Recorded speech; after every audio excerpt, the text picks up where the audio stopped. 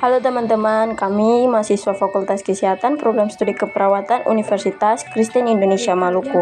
Di saat ini kami akan menjelaskan tentang anatomi fisiologi sistem reproduksi pria.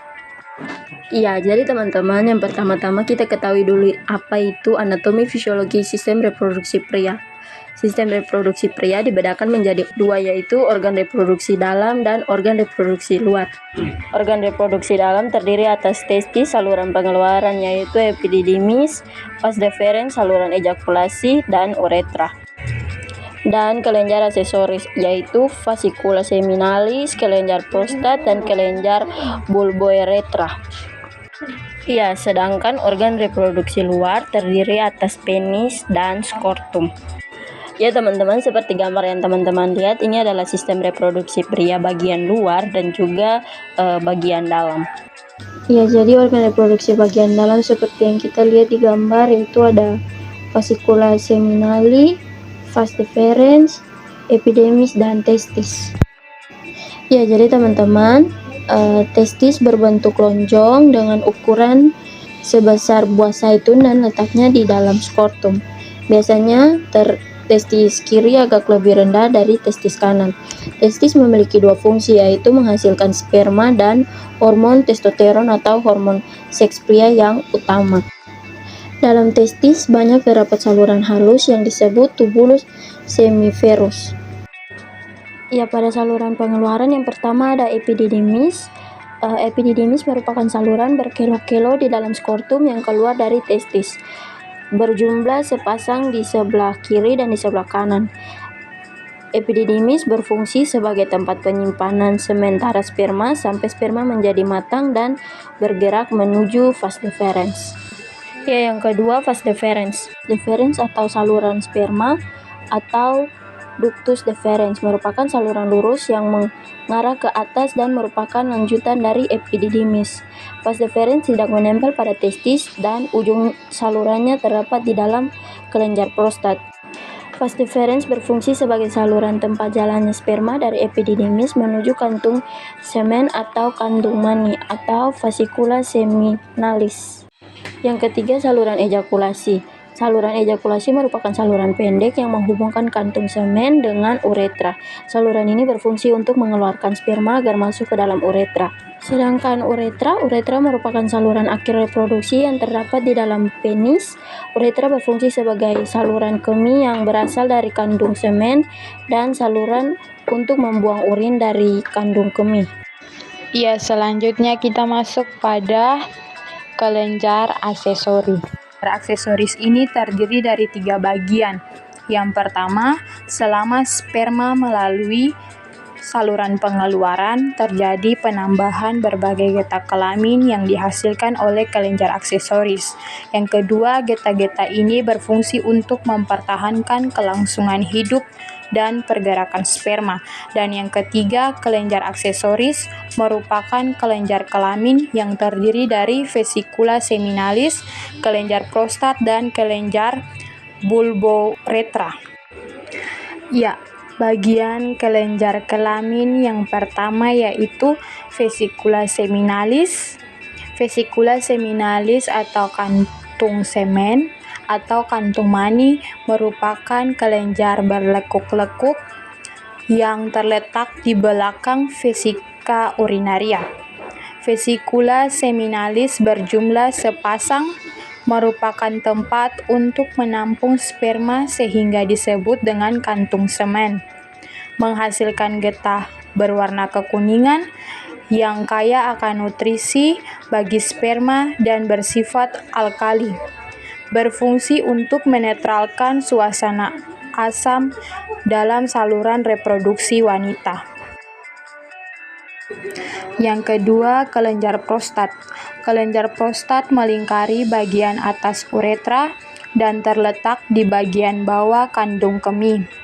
Kelenjar prostat menghasilkan getah yang mengandung kolesterol, garam, dan fosfolipid yang berperan untuk kelangsungan hidup sperma. Yang ketiga, kelenjar bulbouretra, disebut juga kelenjar Cooper, merupakan kelenjar yang salurannya langsung menuju uretra. Kelenjar Cooper menghasilkan getah yang bersifat alkali atau basa. Ya, ini adalah gambar organ reproduksi bagian luar. Dan ini juga merupakan penis yang tidak disunat dan penis yang disunat. Yang berikut penis. Penis terdiri dari 3 rongga yang berisi jaringan spons.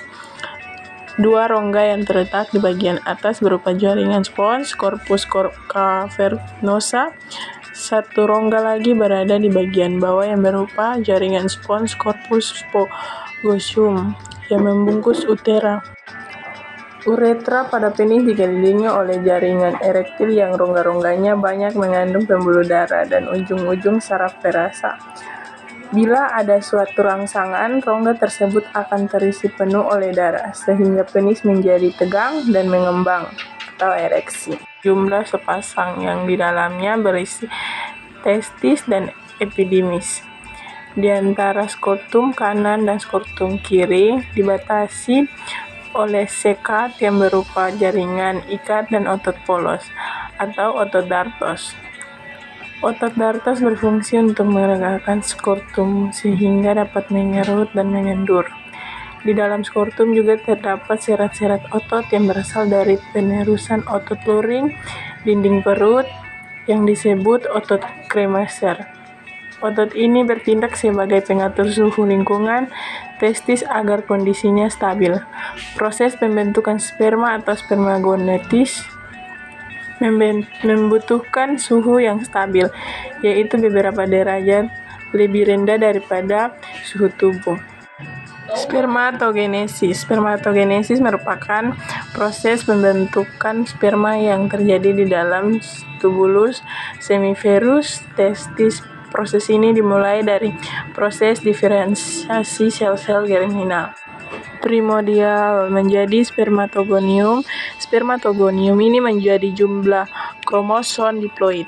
Spermatogonium akan mendapatkan nutrisi dari sel-sel Sertoli dan berkembang menjadi spermatosit primer mengandung kromosom diploid pada inti selnya dan akan mengalami meiosis. Satu spermatosis akan menghasilkan 2 sel anak, yaitu spermatosis sekunder dengan jumlah kromosom haploid. Jadi teman-teman, ini adalah bagian-bagian dari spermatogenesis. Hormon pada pria. Proses spermatogenesis distimulus oleh sejumlah hormon, yaitu testosteron, LH atau luteinizing hormone, FSH, follicle stimulus hormone, estrogen, dan hormon pertumbuhan. Yang pertama, testosteron. Testosteron disekresikan oleh sel-sel Leydig yang terdapat di antara tubulus semiferus.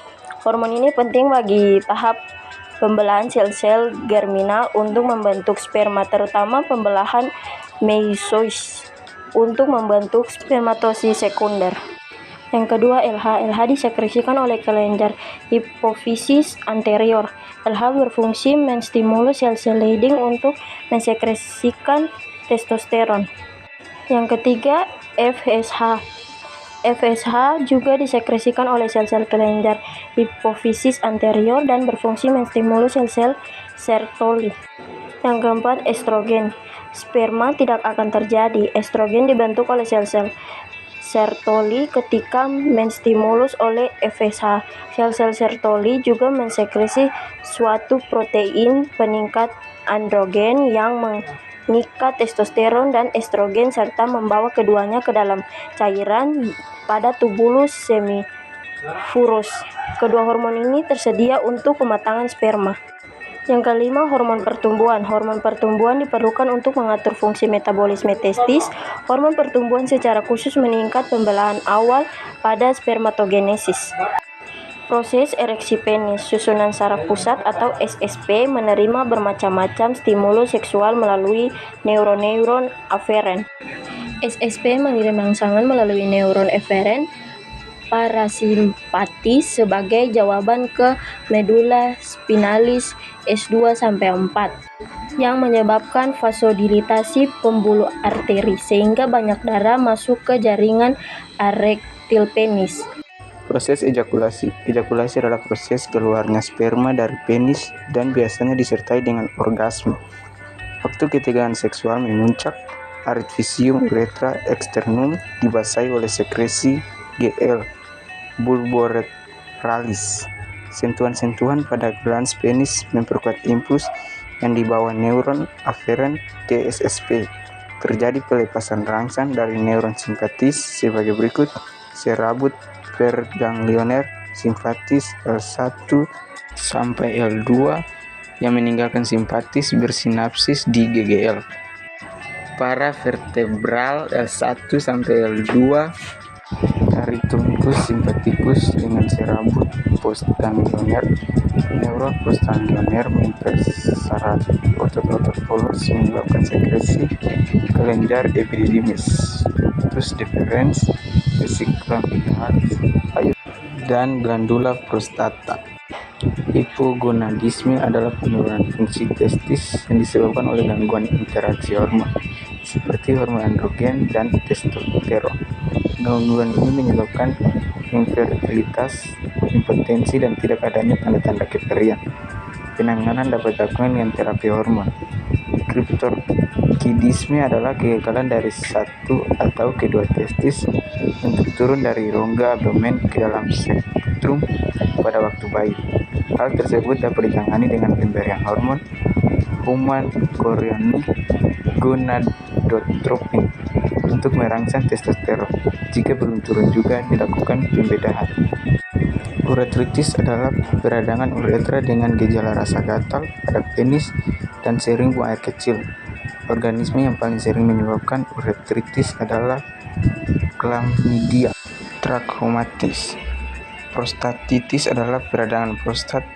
Penyebabnya dapat berupa bakteri seperti Escherichia coli maupun bukan bakteri.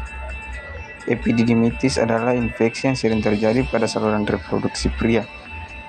Organisme penyebab epididymitis adalah E. coli dan Chlamydia. Orkitis adalah peradangan pada testis yang disebabkan oleh virus parotitis. Jika terjadi pada pria dewasa, dapat menyebabkan infertilitas. Oke teman-teman, sekian dari materi yang dapat kita bawakan tentang anatomi fisiologi sistem reproduksi pria. Semoga bermanfaat. Sekian dan terima kasih.